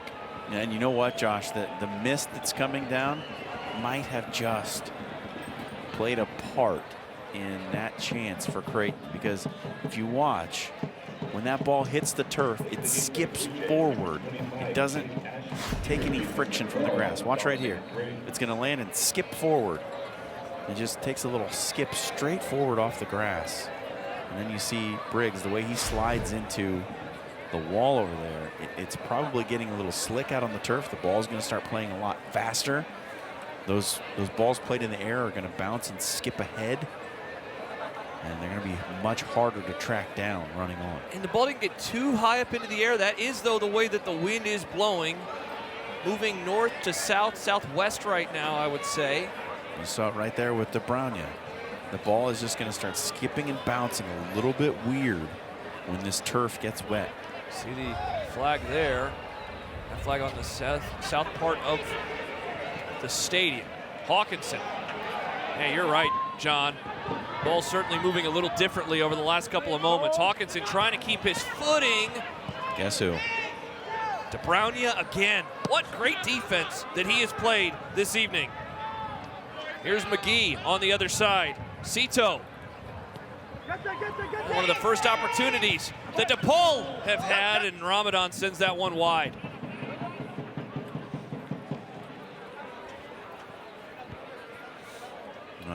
Now we could be in for some thrills and spills with the way the ball's going to skip off this turf after that brief period of mist. It's still very lightly coming down, not as heavy as it was when we showed it to you a moment ago, but it's just enough to make it a little greasy out there on the pitch.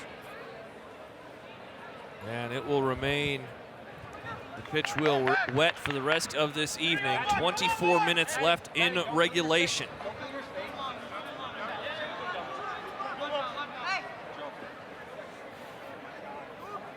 DePaul be in for their fourth conference draw.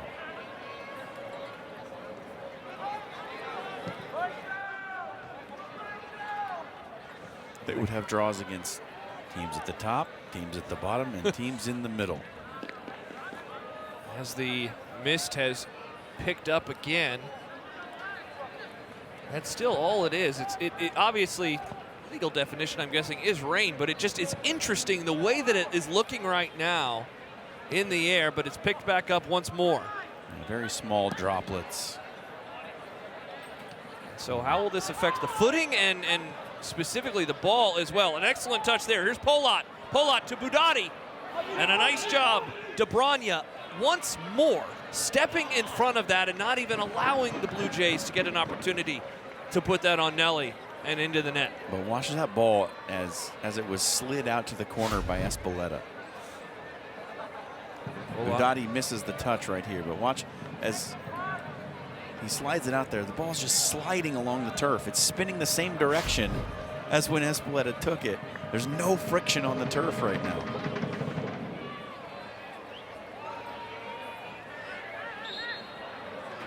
New turf put in, by the way, before this season began here at Morrison Stadium.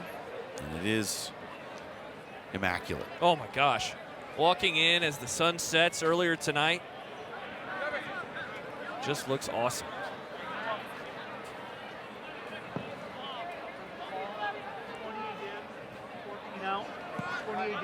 Out of bounds off of Gibson. Now over halfway through the second half. So after, John, those 4 shots, not even 9 minutes into the first half, the Jays have only had 1 cent and none so far in the second half for DePaul.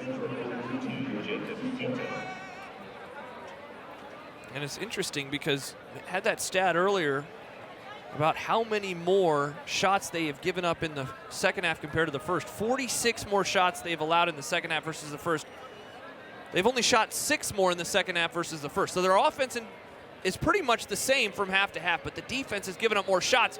Here's an opportunity, and wow, That goes out off of Congo as he falls, and that will lead now to the first corner opportunity of the evening for the Blue Demons. Well, and here comes Max DeBrownia, number 36. We've talked about him all night at the back. 6 feet 5 inches tall. He starts across the end line, actually off the pitch. Jake Feuderer, he's going to kick it in. And the Jays, John, they're lucky that might not have been an own goal. Had that bounce strangely. Sent it in. And Torch Roston is down. He is down. He is moving. Laid there for a couple of seconds. Dangerous situation there. Ref is calling in the trainer. As you see there, Torch Roston, the senior out of Norway. And they don't mess around with potential head injuries at all. No. And the trainer actually goes over to Yunus Budati first, gives him some water, Gatorade. See it there. And Troston, he's not even going to really acknowledge the trainer. Finally, he kind of looks over at him and he sends him off the pitch. No, thank you. I'm fine. Pass, said Torch Roston. And Mark Plotkin and another one of his assistants, they were looking on kind of like, really? Not even going to. They want a head injury substitution here, and they're going to get it. And so he goes off. Jack Ronneberg started this match. He returns. Ronneberg played 22 minutes in the first half. And so the match resumes. Clock, by the way, inside of Morrison Stadium. Oh, now it finally resumes.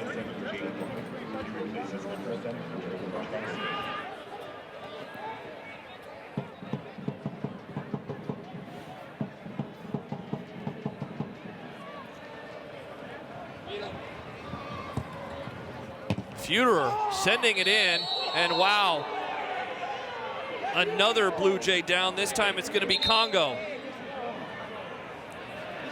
Well, this was an awkward situation. Congo steps over the ball and falls on top of it. I didn't see where the foul might have occurred. Comes in, and it was Yusuf Ramadan.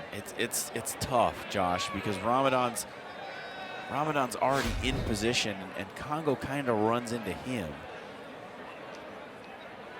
It's a 50-50 call at best for me. And they gave him a yellow card. They gave Yusuf Ramadan a yellow card. That's a little harsh. And so the trainer now coming back onto the pitch for the Blue Jays. You see Ramadan walking away right now. There's Plotkin. Boy, you hope for the sake of this match that Musa Congo isn't out for any long stretch of time.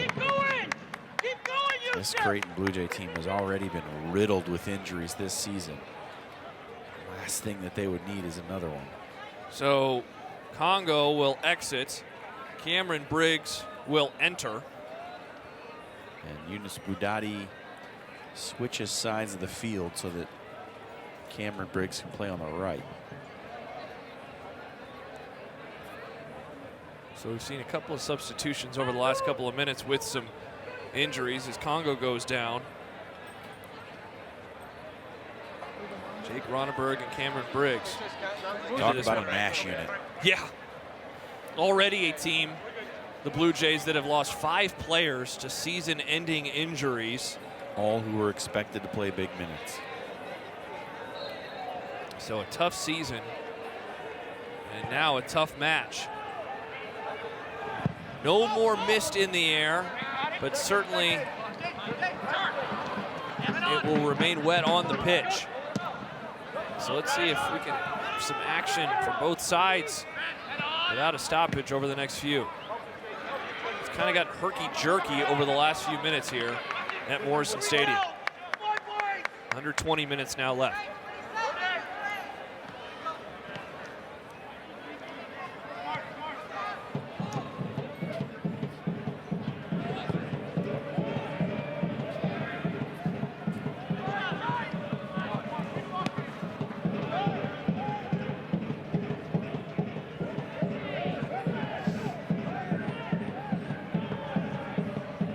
Udai Toshiro. That one goes by Hawkinson through the legs, it looked like, of DeBrownia. And Zanelli. Hawkinson was letting it go. He was expecting Ashford to be making the run on. It was a neat little dummy, but Ashford was not making the run. And that's just an example, Josh, of, you know, Creighton is a young team playing a lot of players who were not expected to contribute as much as they're being asked to. Not everybody always on the same page. It's not always going to look the cleanest. Well, we certainly see that show itself tonight as Usakongo working his way back over to the bench with the trainer as action continues on the pitch. 18.5 left here in Omaha. Alongside John Schreiner, I am Josh Peterson. After 4 shots in about 9 minutes to begin this half for the Blue Jays, only 1 cent, still none attempted for DePaul. And it's just turned into a defensive stalemate. They really haven't had to make the keepers work too hard. Paul Cruz comes out, he's gonna go back. Feuderer. Brickman.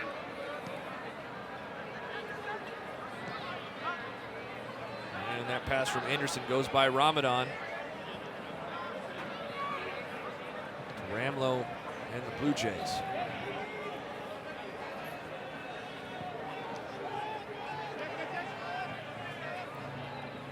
Jays just have to get it out of this spot. They're in a precarious situation right now, but that will go off of DePaul.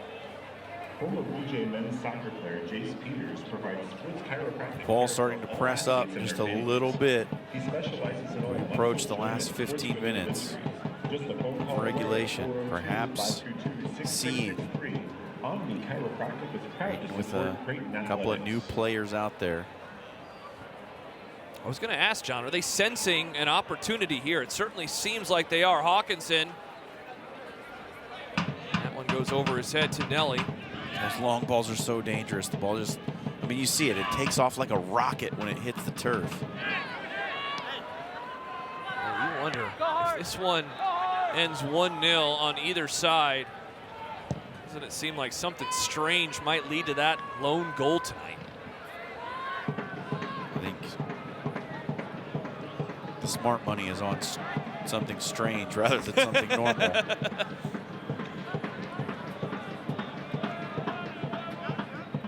Hawkinson with the quick touch. Polak. Interesting too, John, after such aggressive play to begin this half, how much of the lack of that from the Jays as of late has been themselves versus the defense that they've seen from DePaul? Yeah, I mean, it's probably a combination of both. They had some definite chances in the first half that, I mean, with a better finish, Udai Toshiro, one of them, give it a better strike on the ball. Luke Hawkinson, certainly one of those finds the back of the net. But you know, we've talked a ton about this back line for DePaul, led by DeBrownia, and they've canceled out a ton of attacks as well.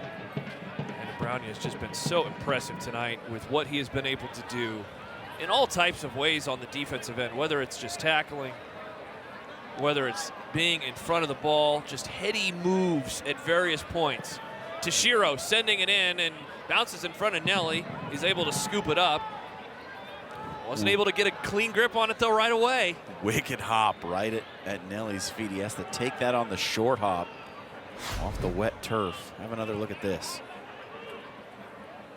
Like a spring off the turf. Yeah, the weather, it came and went within about 5-7 minutes. But you can tell it is still affecting the pitch and really the way that the ball responds to it. Feuderer with a bevy of Blue Jays around him. And he'll be unable to chase that down after the pass from Drong.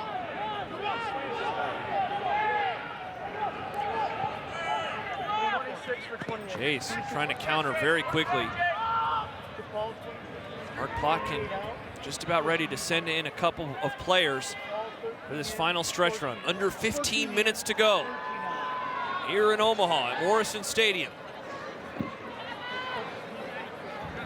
Now 10 behind the ball once again for DePaul. DeShiro.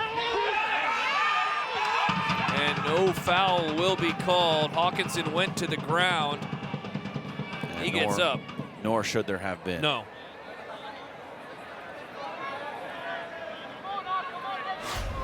Yeah, take a look here. And he didn't even touch him, did Dan Iskra. Iskra didn't touch him. Hawkinson had a little collision that he initiated with DeBraunia and went to ground to try and draw the penalty.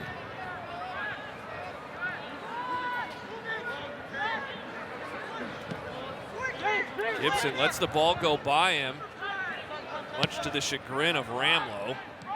And Cameron Briggs, luckily for the Blue Jays, is able to chase it down.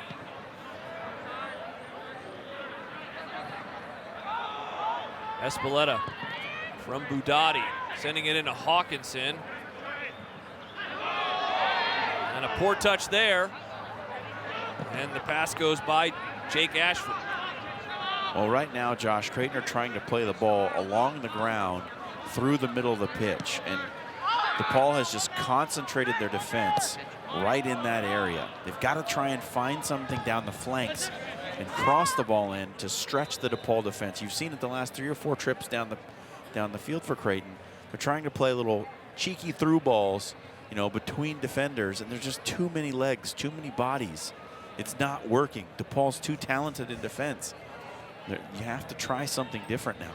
How much of that, John, trying to keep it low, is because of the way that the turf has changed over the last 15 minutes or so? Yeah, and that's a decent point. The other thing that I would say though is you can swing it to the wing on the ground and then cross it in, and it never has to touch the ball. It just finds a player's head in the back of the net. So you don't have to deal with the pitch so much, even if you want to play wide a little bit. But there's just, the DePaul defense is just packing it in right at the edge of the 18-yard box. There's nowhere to go. Yeah, it almost, in an interesting way, the weather has really benefited an already great defense. They've got to just be so confident right now with how they have played. Feuderer chases it down, and that's kicked out by Briggs. And what has to be encouraging is Jake Feuderer is finding room down this left flank. Over the last 5 or 10 minutes, he has found some space to run into, and DePaul have been hitting him with some long balls over the top. This one creates a corner. Yeah, and Feuderer will be the one to send it in. Keep an eye once more. Max DeBraunia with his height and what he can do in this situation. Number 36, sent in. And it was headed out for just a moment. Ramadan was able to get a foot on it. Incredulous reaction from DePaul. They don't like it. They thought they were calling for a handball against Creighton. They don't get one. And that's the second time now, John, on the 2 corner kicks. Both of them have resulted in something where they wanted a penalty, and in this case, a handball called on the Blue Jays. Didn't see anything on that replay there. Ramadan. And Cruz just stays as low as possible to clean that one up with 10.5 left. Well, it's going to go in the book as a shot on goal, but it never really troubled Cruz. Like I said, second time now. The other one, there was a foul that was called that they didn't appreciate, and then this time a lack of a handball call on their second corner opportunity. Almost 80 minutes into this match. Jays really haven't put a whole lot of pressure on Drew Nelly as of late. Will they do so here? Eunice Budati drops it down to Polot. Polot with the right foot, sends it in. The goal goes by Nelly. Luke Hawkinson, and it's 1-0 Blue Jays. Hey, Josh, I don't want to say I told you so, but I did tell you so. Creighton needed to move the ball to the wing and attack that way. The DePaul defense was compact in the middle. By moving into the wing, they stretched them out. Great ball across from Polot. The clinical finish we've been looking for from Luke Hawkinson. And Creighton have a 1-0 lead. 5th goal of the year for the Blue Jays. For Hawkinson extends the team lead, 11th on his career. And John, he came into this one with 5 game-winning goals in his career, including one versus the Omaha Mavericks earlier this season. Did he just get his 6th?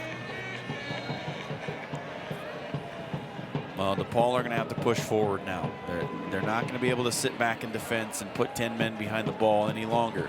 They've got to push out. They've found some success down this left flank with the redshirt freshman Cameron Briggs coming in as Musa Congo went off with an injury. So this is an exploitative matchup here on the left side. You have Jake Feuderer, the team leader in goals, points, and assists, against a redshirt freshman who hasn't played a ton this season. That's the matchup that if I were DePaul, I would be going after time and time again.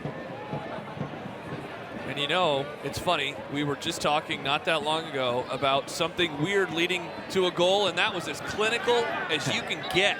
Yeah, pretty standard. Get to the end line, cut it back, one-touch finish.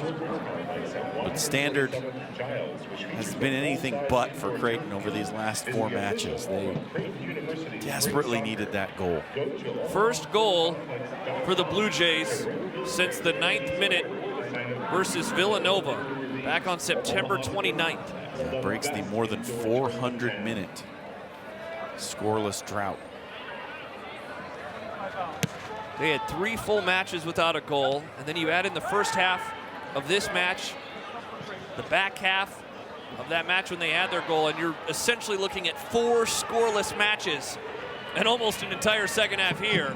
And now they're playing with confidence. Here's Budati. Hawkinson is to his right. He drops it down to Luke Hawkinson. Hawkinson holds on to it. Budati pops it up. He's not going to be happy with that. And it goes over Drew Nelly in the net. And Captain Kuba Polak not happy with Budati right there. Budati was under no pressure. Just hold the ball. He's saying just hold possession. That, you know, taking time off the clock now is more valuable than taking a shot. Unless you're standing on the doorstep with the ball at your feet and no goalkeeper in front of you, possession is the most important thing.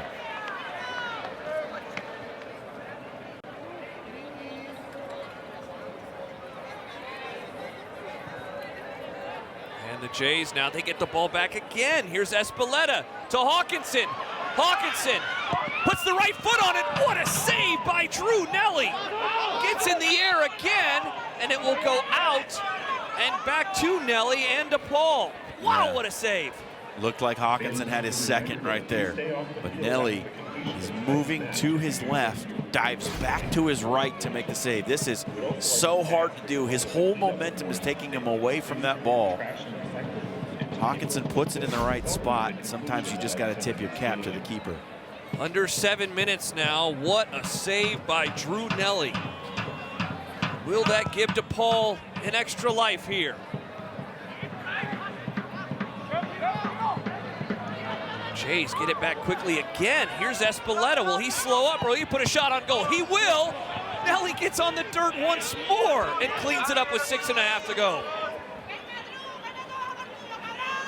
Well, I think after watching these last couple of minutes, Josh, we can explain why DePaul usually win by shutout or lose with a whole bunch of goals being scored in the match. When they press forward, they leave a lot of space behind them. And they do so again. Another turnover. Espeleta, high of Drew Nelly. Yeah, the Jays have had more shot attempts in the last 4 minutes, seemingly, than they did in the previous 40. Well, certainly more good scoring chances than they did in the first 40. I'm making Drew Nelly work so hard. Came into this one 6 shutouts on the year, 3 other matches where he only allowed 1 goal. But as you just mentioned, they've had 4 others where they've had 12 goals go against them. A true boom or bust. Will it continue to be boom here and give their offense a chance? DeBrownia has it, streaking down the pitch. A counter opportunity. 5.5 to go in Omaha. Feuderer He's going to get it back. Careened off of a few players. Calipari to Anderson. Well, this is where Creighton needs to not be so aggressive in the counter. I realize that, you know, they're feeling their oats a little bit right now. Haven't scored a goal in 4 matches, and you got one and you're feeling good, but they almost gave up a counter opportunity going the other way because they got a little over aggressive. You're only ahead by a goal. You don't have a cushion. You know, this is the time when you lock it in, put 9, 10 men behind the ball, and shut it down. Yeah, and you wonder too, as the ball hangs around in the box. Nice job there to head it out. You wonder too if they're going to have a bit of a regret for taking quick shots a couple of different times. Well, if they had one, I don't think they're too worried about it right now. Here's Budotti, Yunus Budotti with Anderson on him. Budotti sends it in with the right foot.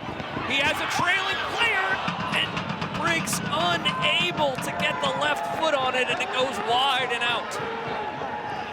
Yeah, he just sits up in front of Briggs, and I think it hit him right in the stomach. And it's when a ball hits you in the midsection, it's difficult to control it. Like, you don't know where that ball's going to end up. You can gauge the pressure that you're putting on the ball with your head and your foot or even your shoulder a little bit. When it hits you in the stomach, I mean, how do you control how that ball comes off your body? It's almost impossible. So it goes out off of Joe McGee and DePaul with 4:06 to go. So Tashiro's going to send it in. Trostin trying to put a head on it, unable to do so. And so now DePaul under 4 to go. Goes off of Feuderer. Paul Cruz well outside the box, and he's going to take as much time as he can before he sends it the other way.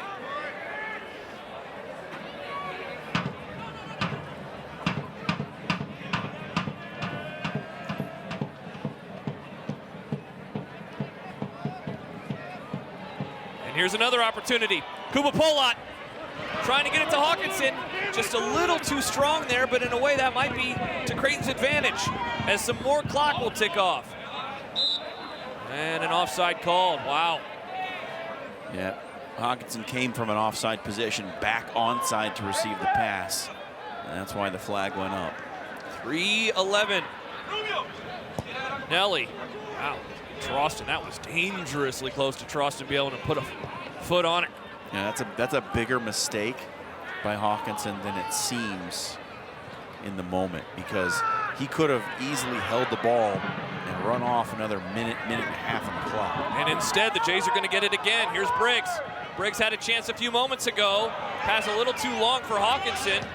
And the other Briggs will chase it down. Toward Trostin.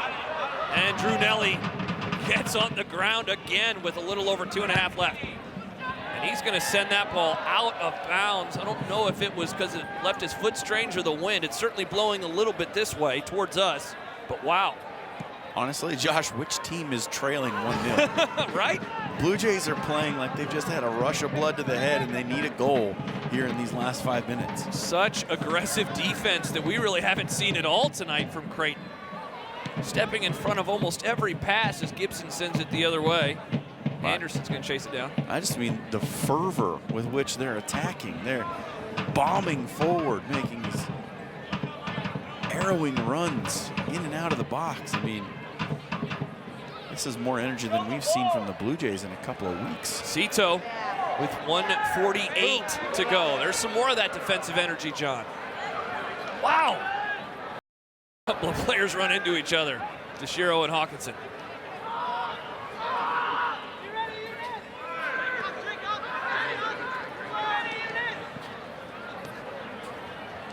It's almost launch angle time for DePaul. You just got to start doing this, putting the ball up into the attacking zone, you know, almost regardlessly, right? Not worrying about who you might find. A little more precipitation back in the air here at Morrison Stadium. Excellent play there by Anderson. Had he not stepped in front of it, Jays would have had a chance to make it 2-0 once more as Hawkinson was streaking down the pitch. We have reached 1 minute to go. Futerer. Just 1 minute remaining in the second half. What a nice dive there by Cruz off the foot of Jack Richards.